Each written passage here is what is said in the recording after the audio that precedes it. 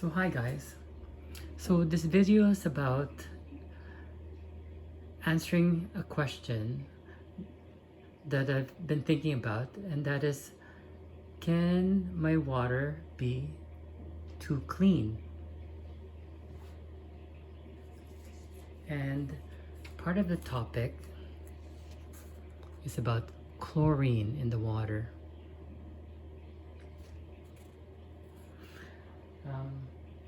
As you know, I trickle in chlorinated water on a daily basis, about 100 gallons worth of chlorinated water per day. And that is because I don't use any carbon filter. I trickle in that much water per day, 100 gallons per day, to keep my nitrates level at 5 milligrams per liter. And I keep track on that. I keep track of this on a weekly basis. And you've seen this before.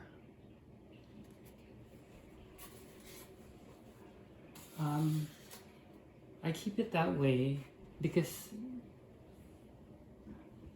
I've had luck with that level, and I find my fish are healthy. They've never needed any parasite treatments, and they grew pretty well at that level. And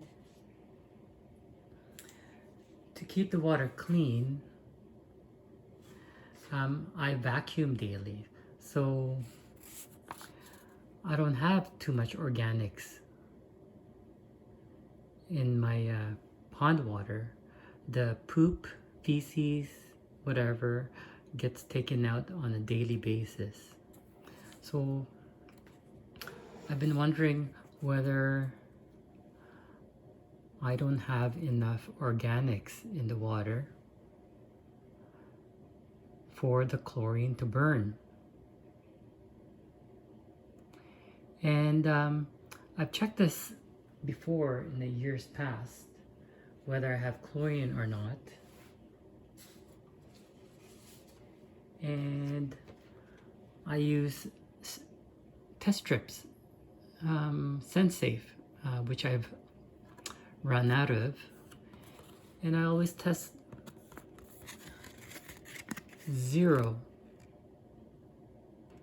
on these test strips.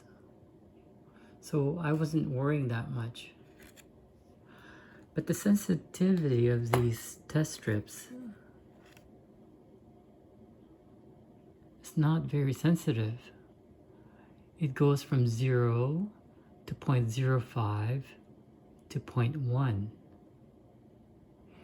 So recently, last summer, and I made a video of this, I got this Hanna checker, and it measures in parts per billion. That is highly sensitive. For example,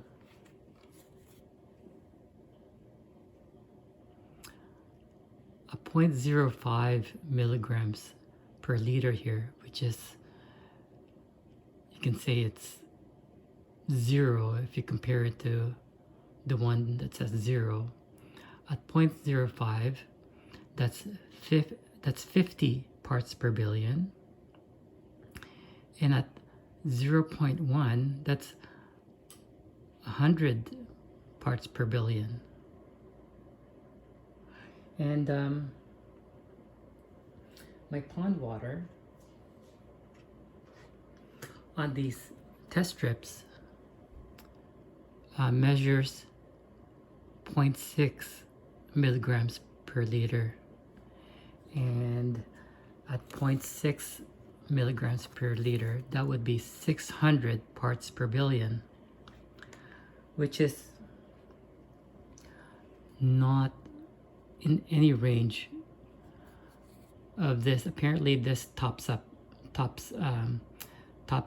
at 200 parts per billion. So wondering this, I measured my pond water 2 weeks ago, and it measured 2 parts per billion.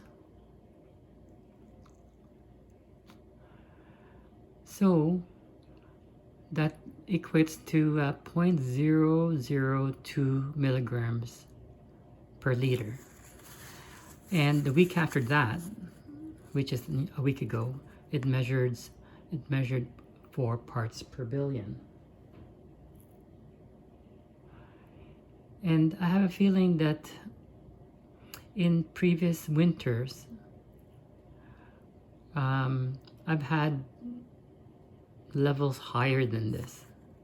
And sometimes my fish flash, and I wasn't so sure why they flash, but I think that is one of the reasons.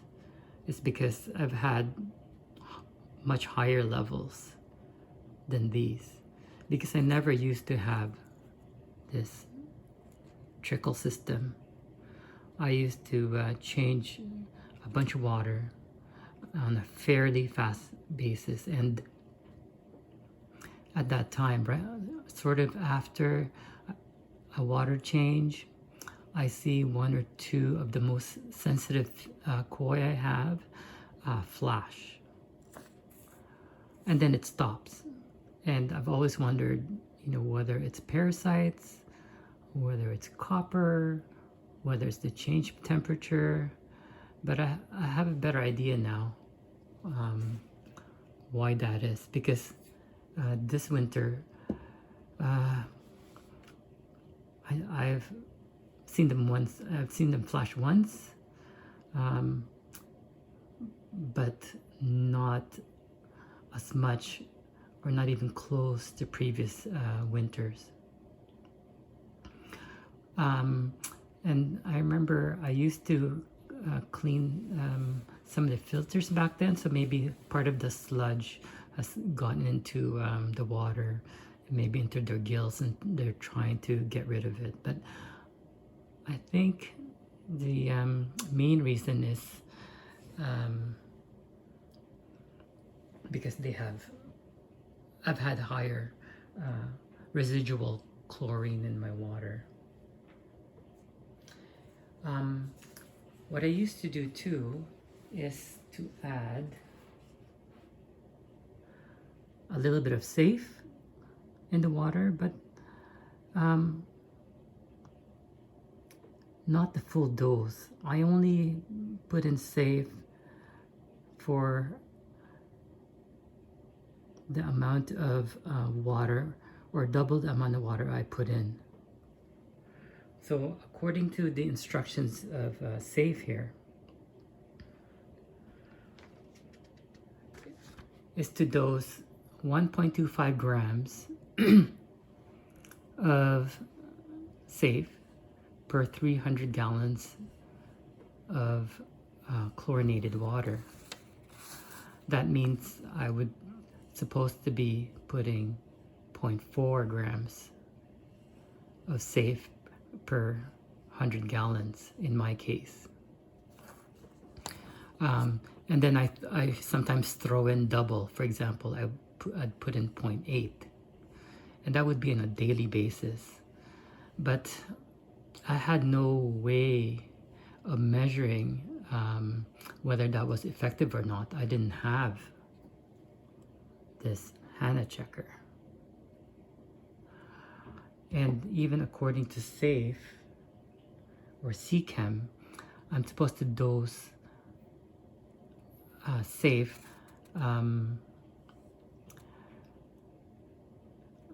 I'm supposed to dose the whole pond.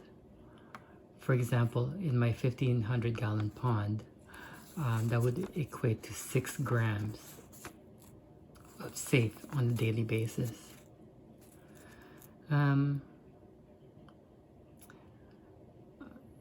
Somehow I didn't believe that because, as you know, ponds have organic, dissolved organics in it. You know, you throw in food, and that would be the organics that eventually becomes dissolved, and that would eventually be oxidized by the chlorine. Chlorine is it's an oxidizer. It's like potassium permanganate.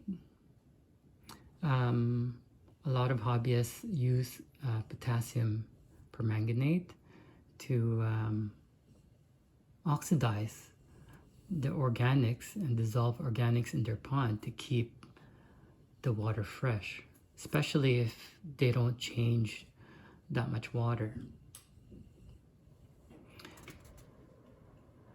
And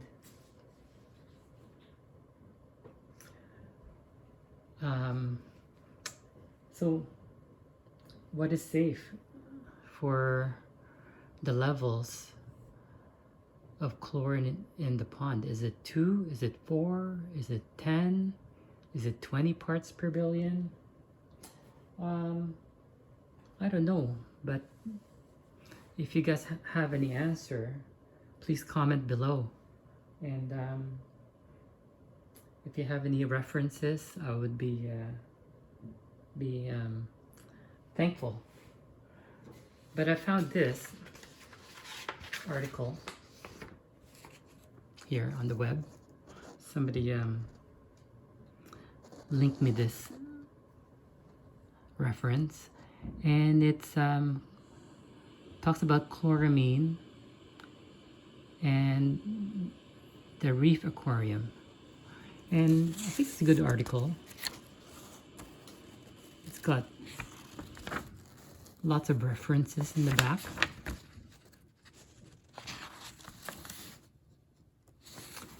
And although it talks about chloramine, chlorine is chloramine is a species of chlorine, and I believe the nanometer measures that.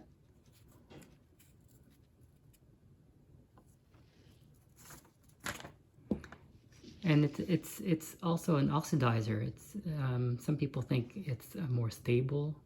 Well, it is more stable oxidizer, and it's also as harmful or more harmful than chlorine, some would say. And this article shows a table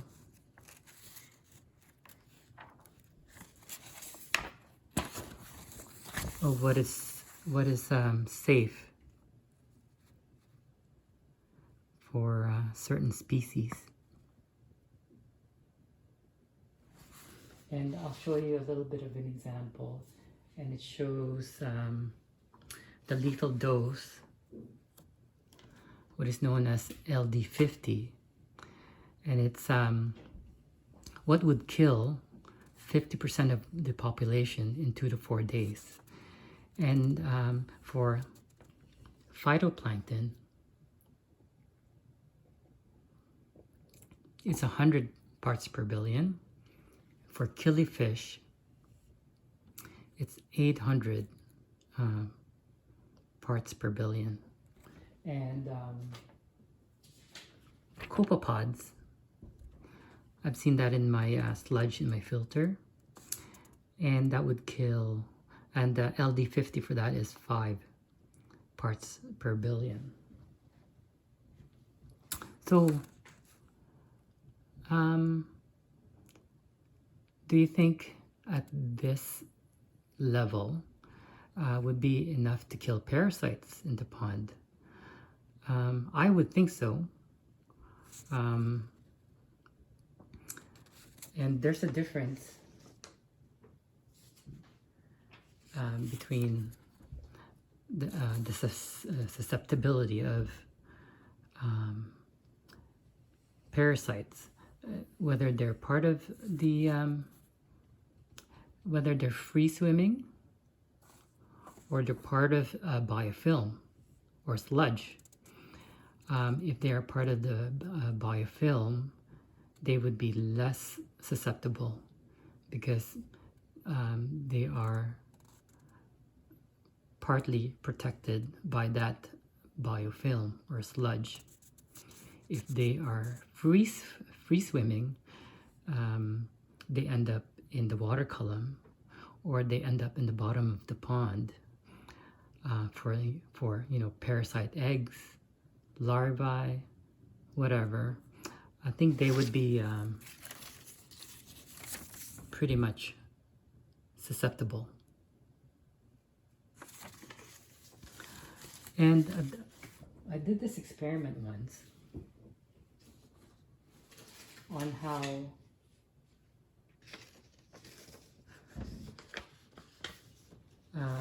chlorine is destroyed by different means. So I took 5 buckets of water. This is chlorinated tap water that contains 0.6 milligrams of chlorine. And bucket number 1, I left it sitting overnight, and I measured it the next day, and the chlorine didn't dissipate at all. It ended up at still 0.6 milligrams per liter. Bucket number 2, I left an air stone in it, bubbling away. Measured it the next day. I measured 0.4 milligrams of chlorine. The third bucket, I rinsed it. I rinsed my filter pad in it to make it slightly brown, and measured the chlorine level right away. And right away, it turns 0. In the fourth bucket, I took a handful of activated charcoal in it, mixed it around a bit, measured it after a few minutes. I can't remember how long after I measured it. I think 5 minutes or 10 minutes. But it came back still at 0.4 milligrams per liter. And surprisingly, on bucket number 5, I put a lampshade to shine upon the bucket.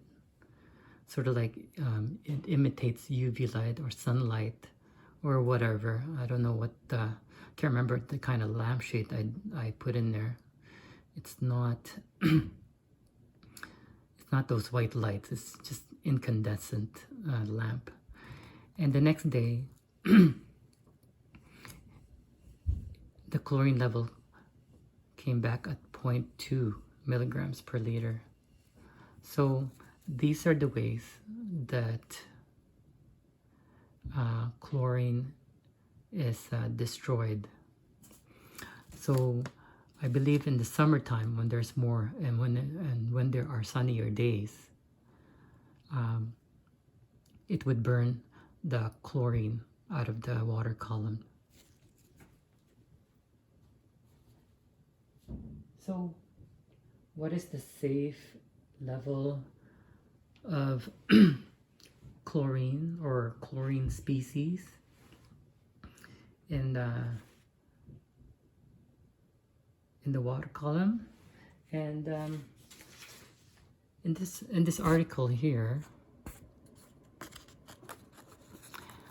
it references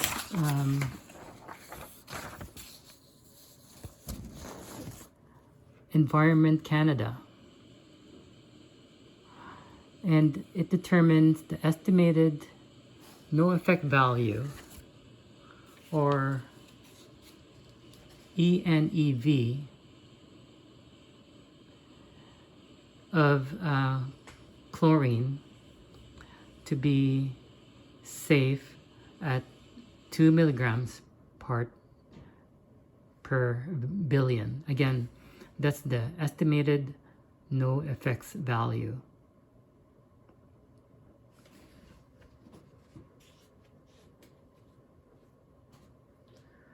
So what I'm going to do now for this week is measure how much chlorine I have in the water column. So I'll end here for now, and I'll show you, I will go on to the testing. All right, see ya. So hi guys, so we're gonna go ahead and test our water for chlorine. This is only the fourth time I'm doing this. The kit comes with only 6 packs of these, so I try not to make mistakes. So I got all my materials. I got the cuvette, got a timer ready, and lint-free paper towel. So there's a technique in trying to get the powder out of here. It could be pretty tricky in terms of trying to get the powder out. So cut along the dotted lines.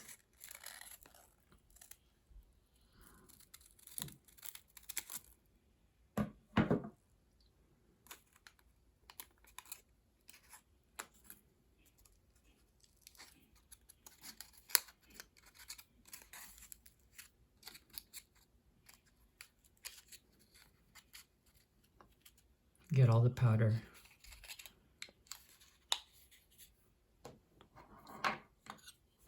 At the bottom here.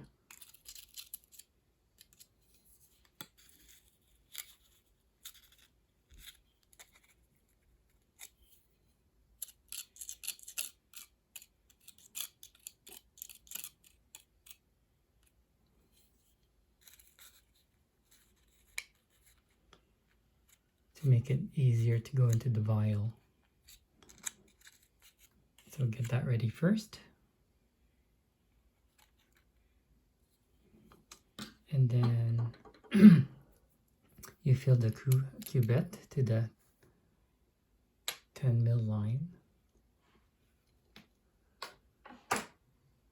with a syringe for accuracy.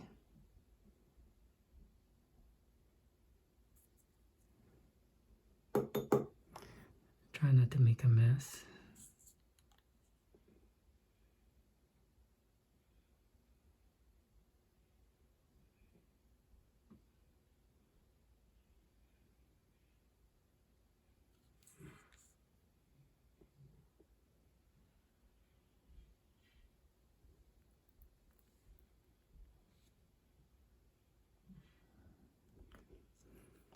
Okay, that's at the 10 ml line.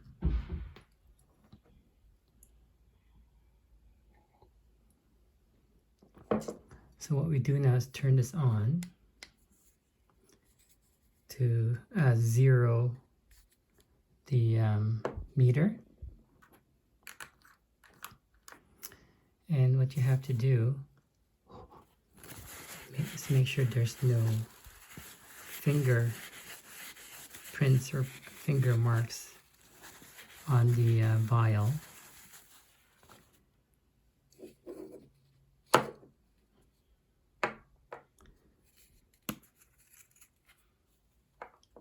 Put it in here.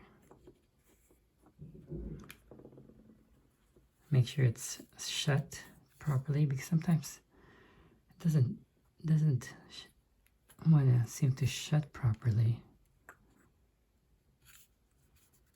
I don't know why.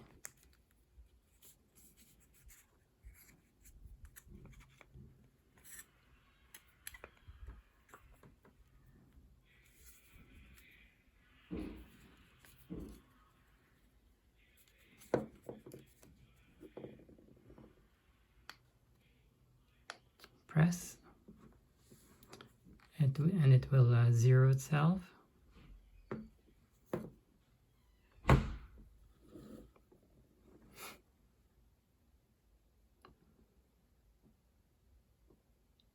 Then you'll see C2,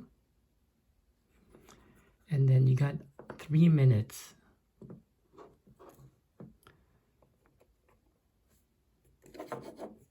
to put this powder in here and get it dissolved.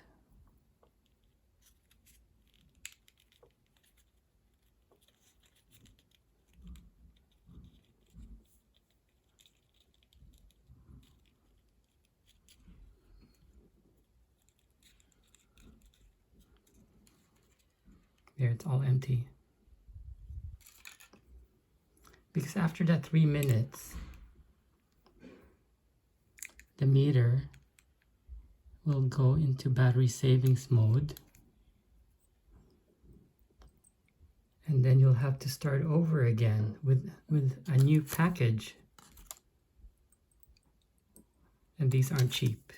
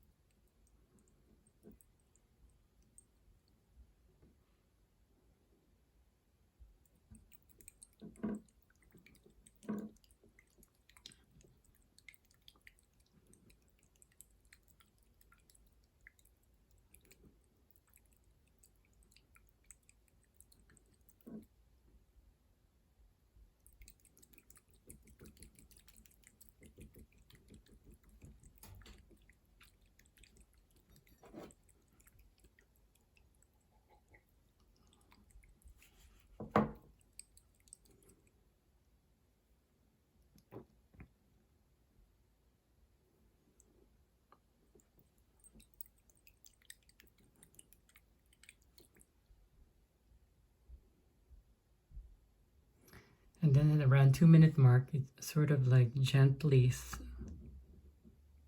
swirl it to get the finer bubbles out to the top.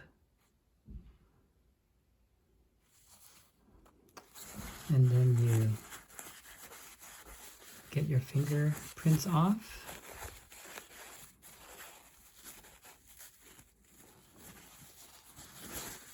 And put it in the same way you put it in the first time. I have the 10 mil mark here at the front.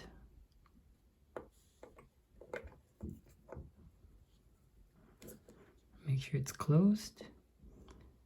Press and hold until you see the timer come on. And I'll just pause it from here, and we'll get back to it. So we're coming up to our reading now.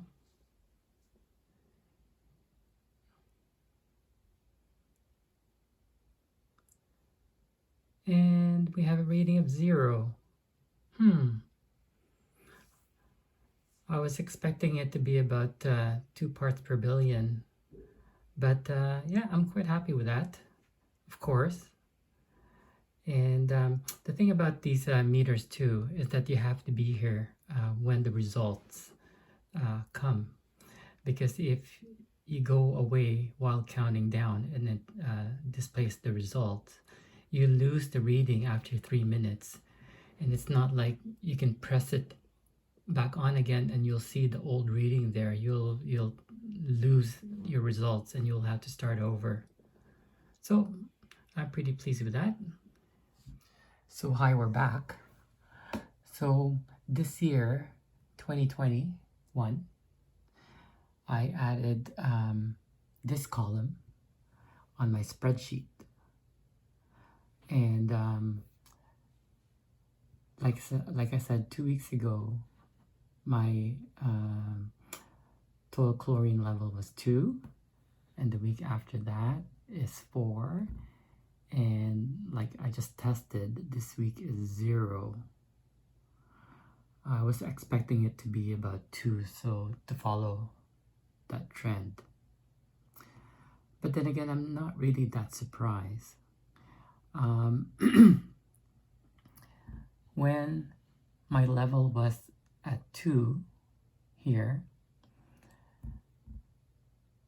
I was adding more water in the pond to get rid of some of the nitrates because it's been increasing. And I'll show you guys.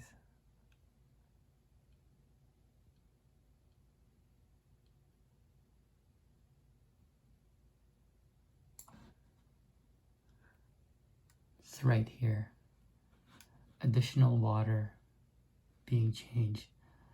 I would put in, on top of the 100 gallons, 12 gallons, 15 gallons, etc. So that would contribute to increasing chlorine level. And then when I found that out, I stopped doing more water changes. And then the following week, surprisingly, it went up to 4.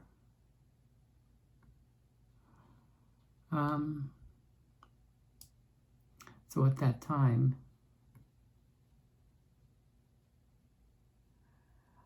I don't really know why, because I've not been adding water, but I noticed that during the times I've been working, that I have neglected feeding them extra food during the evening. And these are, I usually feed shrimps during their supper. So I've not been doing that. So again, that was not a surprise. And then been working. I've not been working evenings, so I was able to on my I've been off vacation and stuff, and I've not been missing any feeding of their supper. And in fact, I've increased the number of shrimps from 5 shrimps to 6, right? And then a week after that,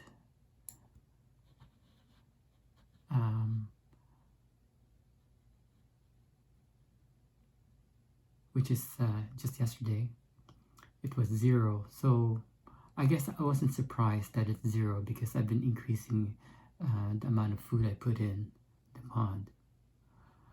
But also I noticed that the day before that, it was sunny.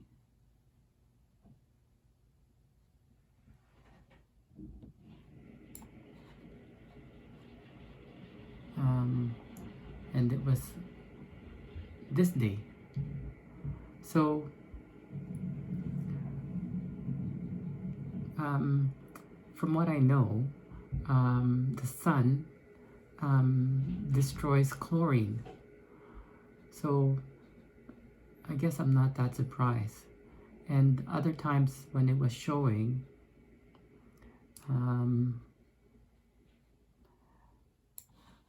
these levels, it's been mostly overcast days.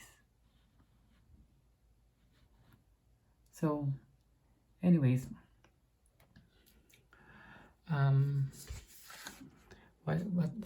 what total chlorine is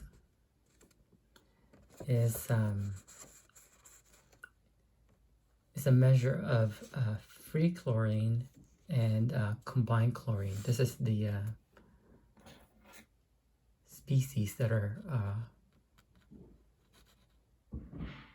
formed when chlorine combines with organics in the pond.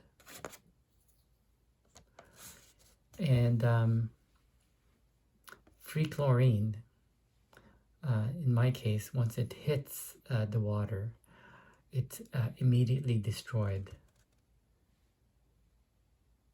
by the organics in the water.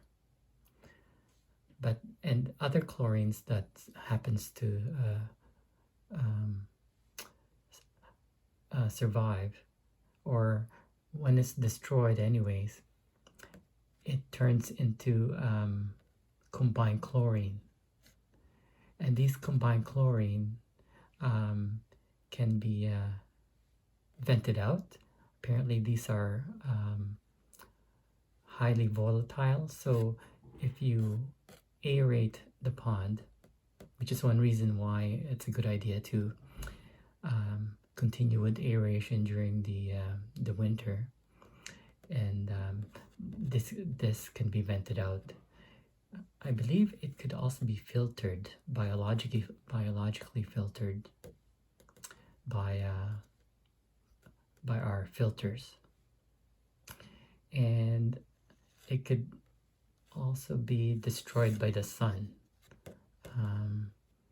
They call it photolysis. So knowing this is what I'm gonna do. Maybe next year, increase the aeration in my pond, and on sunny days I'll continue to expose the pond to the sun, and also continue to feed food during the winter months. Other years I've cut back on the food during the winter, because apparently that's what you're supposed to do. But I think I'll continue that. And the other thing I can do is decrease the water changes. But then again, I don't know whether I want to do that, because I want to continue to maintain my nitrates at 5 milligrams per liter. What I can also do is decrease the frequency of my vacuuming. But I like vacuuming, so I don't know what I'm going to do with that. Obviously, when it's the weather outside is treacherous, it's one good reason for me to not do it. Okay? So, other research as to what the cutoff is in terms of chlorine level. To answer the question, can a pond water be too clean? I'll show you my notes on chlorine, and I'll show you some other research that I was able to find on the web. There's this article here. If you look it up, it's called Evaluation of Joint Toxicity of Chlorine and Ammonia to Aquatic Communities.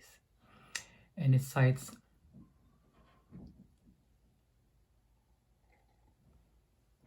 that species richness was reduced by 20% in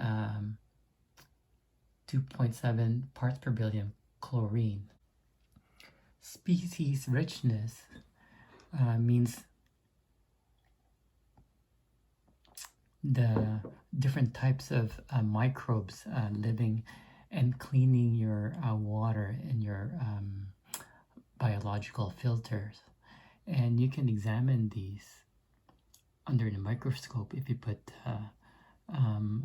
some of your filter sludge under slide and examine it under a microscope.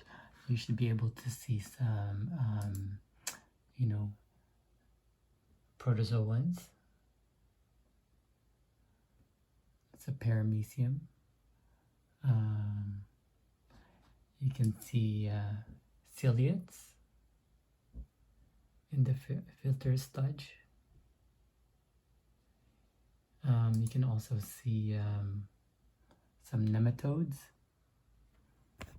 See, that's the filter sludge here, mostly consisting of bacteria and some rotifers. I see that often.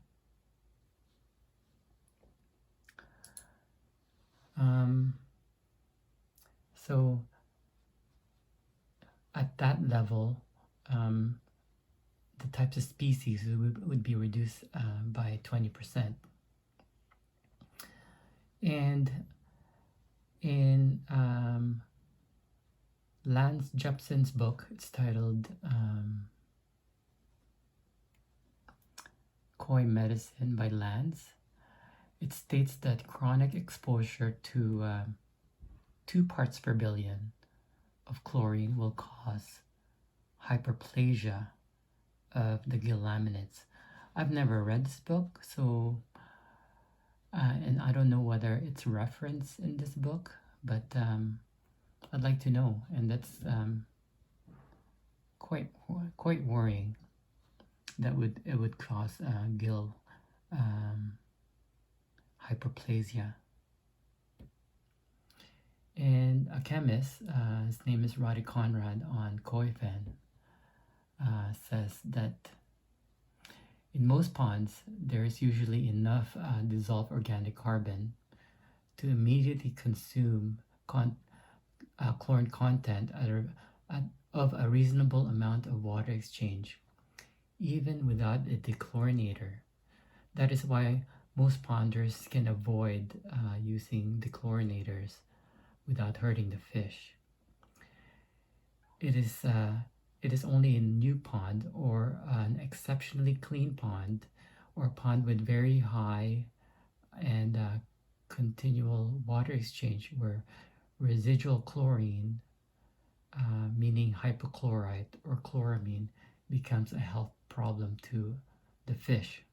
Sounds a little bit like my pond.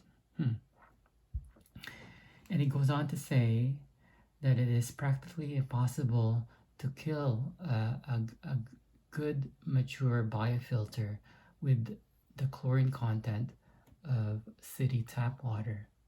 So you are extremely unlikely to hurt a biofilter by either adding the water exchange at the filter or even by by washing the media with a garden hose by using tap water. So I went on to look at the web further to see if I can find some case scenarios. This is Koi Diaries on YouTube, and at one point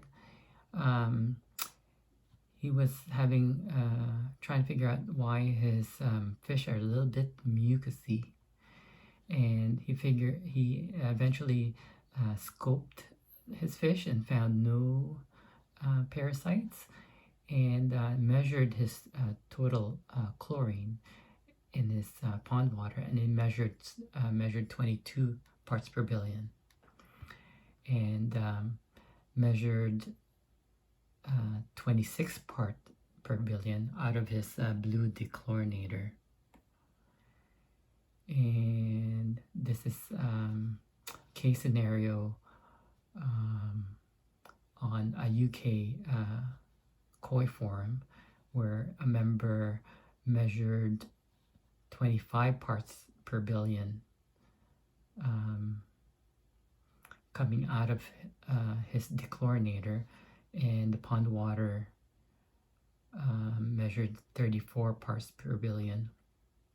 And one of the comments suggests that at 20 parts per billion is okay, but higher can have ill effects on the ability of red blood cells to carry oxygen. Makes sense. And this is This is from the Koi Enthusiast on YouTube. Very good channel. He is very particular about his water. And he measured total chlorine to be 0.06 ppm. That's 60 parts per billion. And he commented that he needed to change his 3-stage or whatever stage cartridges that he used for his dechlorinator. And another one, which I will not reference, and it caused a fish death. And this ponder added chlorinated water, which contained, which has low pH. And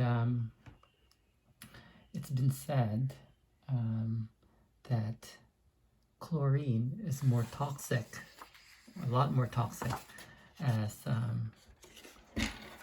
the pH gets lower. So,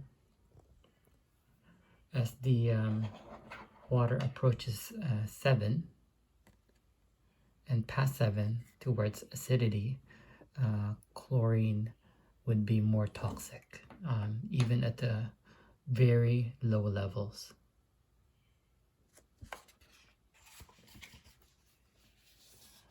So, to answer my question again, can pond water be too clean? I'd say yes, for me. And I'd like it to be on the cusp of clean. So let's say between 0 and 2. I think I'd have that as my ideal for my winter pond maintenance anyways. That's again for me. And the question is, what can be considered toxic?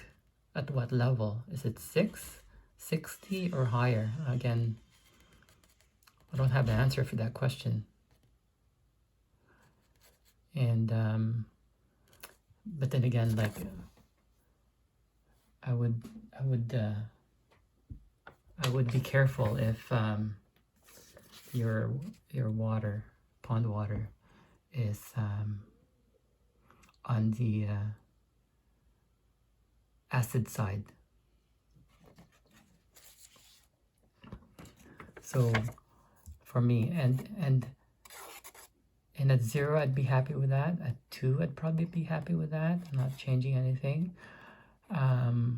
But the question is, if I have 0, I wouldn't know how dirty the water is, because there's no measure for that. All I know is, like, if you have a lot of foam coming out of your pond water, it's probably too dirty if you get a lot of foaming. Okay, so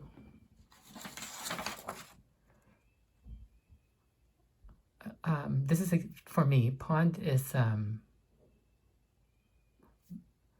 chemistry is very complicated, and this is not a how-to video, and it's an experiment for me. It's new experience for me, and we'll see how it goes.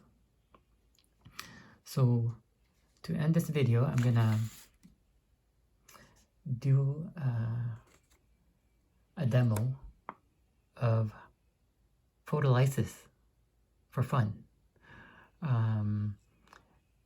to see, just to let you know how I'm gonna start doing it is to let the sun come in more during the winter, and perhaps next year I'll put in more windows for the sun to come in more. It also helps with heating the pond up. So anyways, if I don't see you, I'll see you next time. And happy ponding, everybody. I'll see you in the comments below. If you have any questions, please comment below, and I'll see you again in the next video. Take care, everybody. Bye. So hi guys, so it's sunny today. We're gonna go ahead and open some of the pond windows to let the sun in. So we'll do that.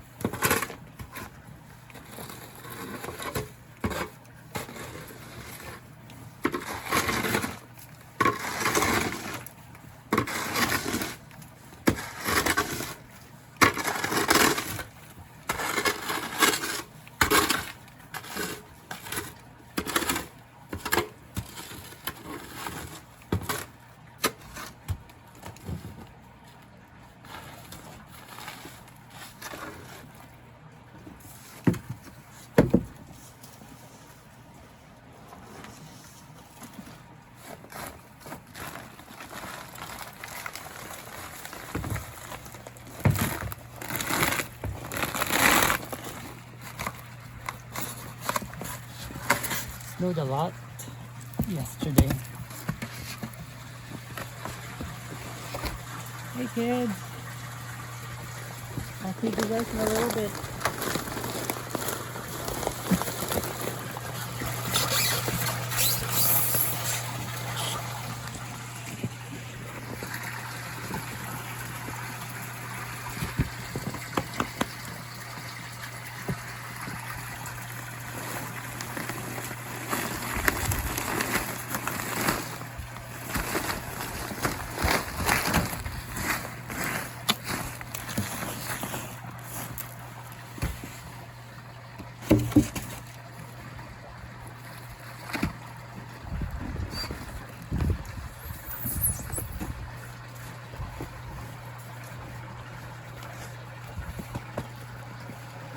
And we'll open those windows over here.